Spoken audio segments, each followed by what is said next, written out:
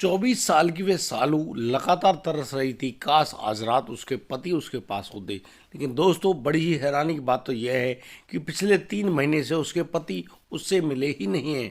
दोस्तों, यहाँ पर वह बहुत ही हैरान है, आखिर उसके पति दिल्ली से आ क्यों नहीं जाते और उसके जो प्यास है उसको बुझा क्यों नहीं देते।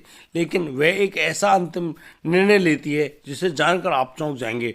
वह सीधा खड़ी होती है, रात के करीब 12 बज रहे होते हैं, वह अपने ससुर के कमरे में चली जाती है। दोस्तों, यहाँ पर उसके ससुर, वो जिनका नाम रविंदर है, रविंदर अपने बिस्तर पर लेटे होते हैं और अब सीधा सालू उनके पास जाकर लेट जाती है। दोस्तों, जैसे ही रविंदर वहाँ पर सालू को पाते हैं, सालू भी रविंदर को पाती है। अब बस उस ससुर बहू के नाते में एक ऐसा शारीरिक संबंध कायम होता है जिसे जानकर आप लोग हैरान रह जाएंगे।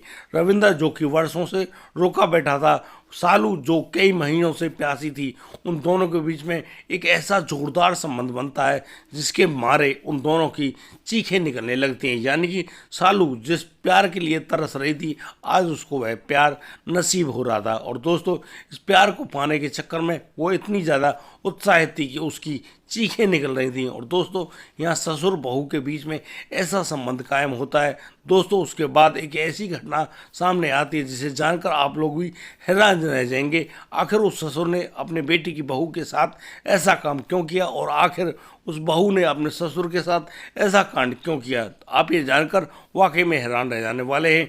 बड़ी ही रोचक ये कहानी है। दोस्तों, मेरी गुजारिश आपसे अंत तक जरूर बने रहिए और हमारे वीडियो को लाइक जरूर कर दें।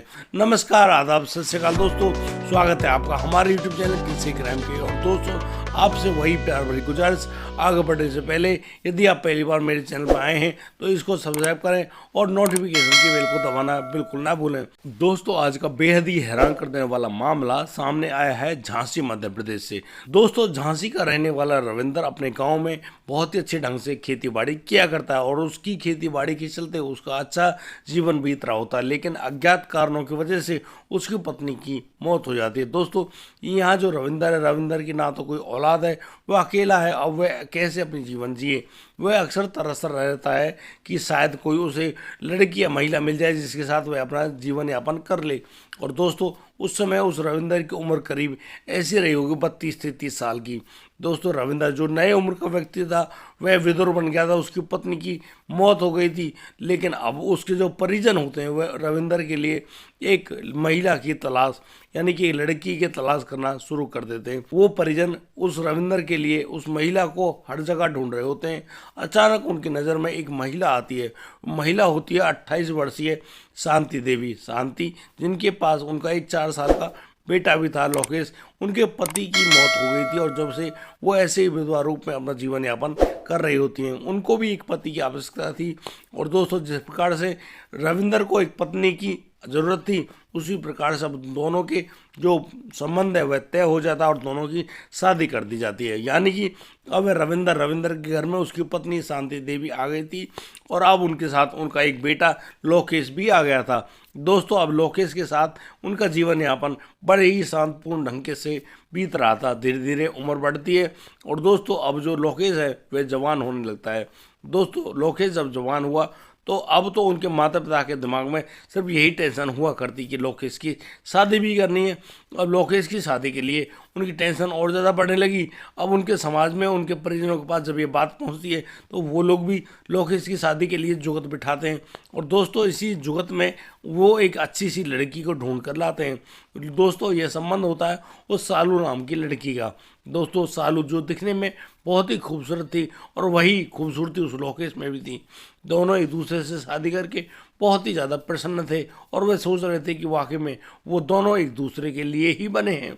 दोस्तों, जिस प्रकार से उनकी शादी हुई, अब तो सुहागरात की स्टेज पर वह सालू मौजूद थी और वह बस इंतजार कर रही थी उसके पति का। दोस्तों, कुछ समय बाद वह लोकेश भी वहाँ अपनी पत्नी के पास आता है और बस उसी सुहागरात की स्टेज पर बैठकर दोनों बस प्यार की बातें करने शुरू कर देते हैं। और दोस्तों, यह प्यार की बातें अभी ख़त्म नहीं होती हैं कि अब उनके दोनों के वही प्यार वाला जो संबंध है वह कायम होने लगता है। और दोस्तों, दोनों के बीच में ज़बरदस्त शारीरिक संबंध बनता है। यहाँ जहाँ लोकेश पहली बार ये काम कर रहा था, वहीं सालू भी पहली बार ये काम कर रही थी और दोनों एक दूसरे को भरपूर संतुष्ट करते हैं। दोस्तों धीरे धीरे समय गुजरने लगता है। अब सिर्फ प्यार से ही पेट नहीं भरता है, अब तो यहाँ पर पैसों की जरूरत भी होती है। और दोस्तों यहाँ पर केवल खेती बाड़ी से भी पेट नहीं भरता है और उसका गुजारा नहीं होता है। वह अब अपने पिता को वहीं पर छोड़कर अपने पिता से अनुमति लेता है, वह लड़का लोकेश, और वह कहता है वह मेहनत मजदूरी करने के लिए दिल्ली जा रहा है क्योंकि वहाँ पर बहुत अच्छे पैसे मिल जाते हैं। अब दोस्तों इस बात के लिए उसका पिता रविंदर हामी भर देता है और कहता है कि ठीक है बेटा, आप जा सकते हो। अब दोस्तों जो लोकेश है वह दिल्ली आ जाता है और यहाँ पर मेहनत मजदूरी किया करता और जो भी पैसे कमाता अपने घर अपने पिता के पास भेज दिया करता। दोस्तों यहाँ लोकेश को दिल्ली में कभी 4 महीने तो कभी 6 महीने लग जाता, उसके बाद वह जाता और वह अपनी पत्नी सालू से बहुत ही ज़्यादा प्यार किया करता। दोस्तों सालू जिसकी नई उम्र थी वह भी अपने पति के प्यार के लिए अक्सर तड़पने लगती, यानी कि उसको प्यार रोजाना चाहिए लेकिन वह प्यार रोजाना नहीं मिल पा रहा था। इस वजह से वह सालू अपने एक कमरे में अकेली तड़पती रहती, करवटें बदलती रहती, उसको पूरी पूरी रात नींद नहीं आती, वह करे तो क्या करे। दोस्तों यहाँ पर उसके ससुर उस बेटे की बहू से पूछते हैं कि बेटा यदि तुम्हें कोई कमी हो कोई परेशानी हो तो मुझे ज़रूर बता देना, मैं यहीं पर हूँ, घर में ही हूँ। दोस्तों ये बात अब सालू के कानों में तो गूंजती है। अब सालू सोचने लगती है क्यों ना ससुर साहब के साथ ही कुछ ऐसा किया जाए। बस उस रात जब सालू बहुत ज़्यादा परेशान हो रही थी, उसके शरीर में ऐसी तड़प सी उठ रही थी, वह बस एक महत्वपूर्ण निर्णय लेती है और बस रात के 12 बजे के करीब जब सब सो चुके थे वह वहाँ से खड़ी होती है और वह खड़ी होकर सीधी पहुँच जाती है अपने ससुर जी के कमरे में। दोस्तों वह पाते हैं कि यहाँ ससुर जी अकेले सो रहे हैं और यहाँ उनकी जो सास होती है वो छत पर सो रही हैं। जैसे ही सालू अपने ससुर के कमरे में जाती है वह देखती है कि वहाँ पर उसके जो ससुर है वो अकेले ही लेट रहे हैं उस बिस्तर पर। और दोस्तों अब सालू जाकर चुपचाप अपने ससुर के बगल में जाकर लेट जाती है। दोस्तों यहाँ पर रविंदर पूछता है कि कौन, तो चुपके से आवाज़ देती है सालू, कहती है कि मैं सालू हूँ। और बस यहाँ पर उन दोनों के बीच में जिस प्रकार की संवेदना उनके शरीर में उठ रही थी वो अब मैच खाने लगती हैं। और दोस्तों बस देखते देखते जो सालू और जो उसका ससुर रविंदर है वो एक दूसरे को चूमा चाटी करने लगते हैं। दोस्तों जिस प्रकार से उनके बीच में प्यार सा पनपता है, बस उस प्यार के चलते दोनों के शरीर जो है निर्वस्त्र हो जाते हैं और बस उन दोनों के बीच में वही जोरदार प्यार वाला संबंध कायम होने लगता है। और दोस्तों यह संबंध इतना जोरदार कायम होता है कि उस जो सालू है उसकी चीखें निकलने लगती हैं। जो रविंदर है वो एक हट्टा कट्टा व्यक्ति था और वह जब अपनी ताकत लगाता है तो सालू की चीखें निकाल देता है। सालू जहाँ इस प्रकार का प्यार पा रही थी वह भी अपने आप को बहुत ही अच्छे ढंग से संतुष्ट कर पाती है। दोस्तों अब तो रोजाना का रोजाना यही काम हो गया था, सालू अपने ससुर के कमरे में आ जाया करती और बस इसी प्रकार से उन दोनों के बीच में वही शारीरिक संबंध बन जाया करते। एक रात सालू और उसका ससुर रविंदर इस प्रकार के शारीरिक संबंध बना रहे होते हैं, सालू की चीखें निकल रही होती है, उन आवाज़ों को सुन लेती है शांति। शांति जैसे ही कान लगाकर उन आवाज़ों को सुन रही है वह बहुत ही ज़्यादा हैरान होती है और वह अपने पति से झगड़ बैठती है, वह अपनी बहू से सालू से भी झगड़ बैठती है। और दोस्तों यहाँ सास और बहू का झगड़ा बन जाता है। और दोस्तों इसी झगड़े के कारण अब वह जो सास है यानी कि शांति देवी है, शांति देवी अब वहाँ से अपने घर जो मायका होता है वहाँ पर रवाना हो जाते हैं और वह कहती है कि मुझे कुछ समय के लिए अपने मायके जाना है। और दोस्तों शांति देवी जैसे अपने मायके जाती है वह अपने भाइयों को सारी आप बीती कहानी बता देती है। दोस्तों यहाँ पर वो सभी भाई बड़े ही हैरान रहते हैं, यार ये आदमी कैसा है जो अपने बेटे का घर ही उजाड़ने में लगा हुआ है। लेकिन यहाँ पर उस शांति देवी के पास एक ऐसा फोन आता है जिसको सुनकर शांति देवी दौड़ी भागी चली आती है। दरअसल शांति के पास उसके पति रविंदर का फोन आया था और यहाँ पर रविंदर ने शराब पी हुई थी और वह रविंदर कह रहा होता है कि शांति देखो, मैं मुझसे जो भी गलती हुई उन सभी गलतियों के लिए मैं तुमसे माफ़ी चाहता हूँ, मुझे माफ़ कर देना। और सुनो, आज के बाद शायद मैं तुमसे माफ़ी भी ना मांग पाऊँ, मेरी आपसे अभी भी हाथ जोड़ के यही गुजारिश है कि मैं बस अब आगे नहीं जी पाऊँगा। बस ऐसा कहते हुए वह रविंदर फ़ोन काट देता है। दोस्तों उसके बाद रविंदर का फ़ोन भी नहीं मिलता है। वह जो लोकेश है जो कि दिल्ली में काम किया करता है वह अब अचानक से अपने घर आ जाता है। वह जब अपने कमरे में सो रहा होता है तो यहाँ पर कहीं वह ना जाग जाए इसलिए अब वो जो उसकी पत्नी सालू है वह नींद की गोली लेकर दूध में मिलाकर उस अपने पति लोकेश को पिला दिया करती। और दोस्तों लोकेश तो उस नींद की गोली को घोलकर जैसे दूध में पिलाया गया है उसको पी लेता तो उसे बड़ी जल्दी गहरी नींद आ जाया करती। और दोस्तों जैसे ही उस सालू का पति लोकेश सोता, अब तो सालू रविंदर के कमरे में आ जाया करती और फिर यहाँ पर वही जोरदार संबंध कायम होते। दोस्तों इसी प्रकार से उनको ऐसा करते करते करीब 3 महीने बीत जाते हैं, लेकिन लोकेश जो कि दिल्ली जाने का नाम ही नहीं ले रहा था, वह एक दिन देर रात अपने घर नहीं लौट कर आता है। वह अपने दोस्तों के साथ बैठा हुआ है और उसके दोस्तों के साथ उसका जो खाना पीना है वह चल रहा होता है। दोस्तों वह जैसे ही अपने घर आता है तो वह देखता है कि उसकी पत्नी यानी कि सालू उसके कमरे में मौजूद नहीं है। आखिर उसकी पत्नी सालू कहाँ गई? वह थोड़ी देर तो वहाँ इंतजार करता है, लेकिन जब उसको उसकी बहू की वह जोरदार आवाज़ें सुनाई पड़ती हैं तो वह जाता है और देखता है कि उसके पिता रविंदर के कमरे में से उसकी पत्नी की आवाज़ें निकल रही हैं।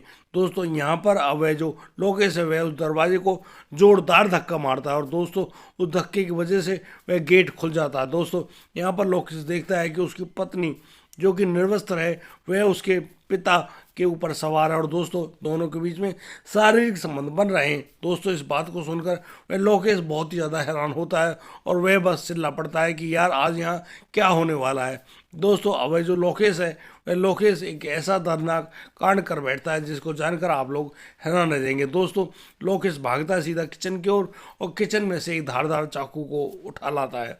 दोस्तों वह यहाँ आता है और वह अपनी पत्नी सालू के ऊपर हमला कर देता है। सालू तो जैसे तैसे अपने आप को बचा लेती है, लेकिन सालू के ऊपर से जैसे वह चाकू नीचे खिसकता है वह सीधा वह चाकू उसके पिता रविंदर के सीने में बैठ जाता है।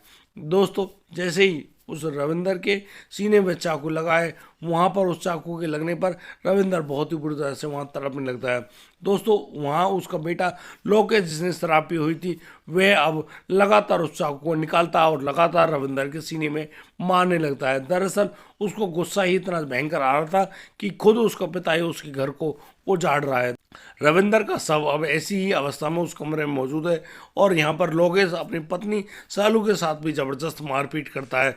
दोस्तों जैसे उनका झगड़ा थोड़ा शांत होता है, सुबह होती है, सुबह तक उसकी पत्नी यानी कि लोकेश की माँ शांति भी वहाँ आ जाती है और वह अपने पति को मृत अवस्था में वहाँ देखकर बहुत ही ज़्यादा हैरान रहती है। वह अब लोकेश से पूछ रही होती है कि ये तुमने क्या किया? तो यहाँ पर लोकेश बताता है कि मैंने अपने पिता को तुम्हारी बहू के साथ संबंध बनाते हुए देखा और बस मुझसे ये बात सहन नहीं हुई।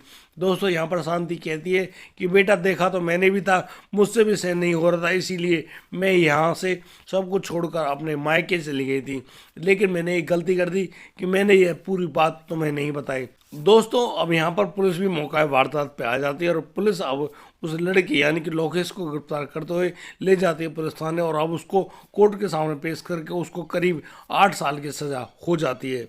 दोस्तों लोकेश तो जेल में चला गया, अब वह रविंदर भी इस दुनिया में नहीं रहा। अब वह सालू क्या करेगी? सालू जो कि अपने ससुर को ऐसा दिल दे बैठी थी, उन्होंने रिश्तों की जो गरिमा है उसको भी नहीं बरकरार रखा और बस एक दूसरे की शरीर की आपूर्ति करने लगे। दोस्तों इस घटनाक्रम को सुनाने का यह मतलब नहीं है कि आप लोगों को परेशान किया जाए, आपको दुखी किया जाए। हमारा सिर्फ एक ही उद्देश्य है दोस्तों, आप लोग सचेत रहें, जागरूक रहें और अपने रिश्तों की गरिमा को समझें। दोस्तों आज की कहानी में सिर्फ इतना ही। अब दीजिए मुझे इजाज़त, मिलता हूँ कल, लाता हूँ एक और नया सनसनीखेज मामला।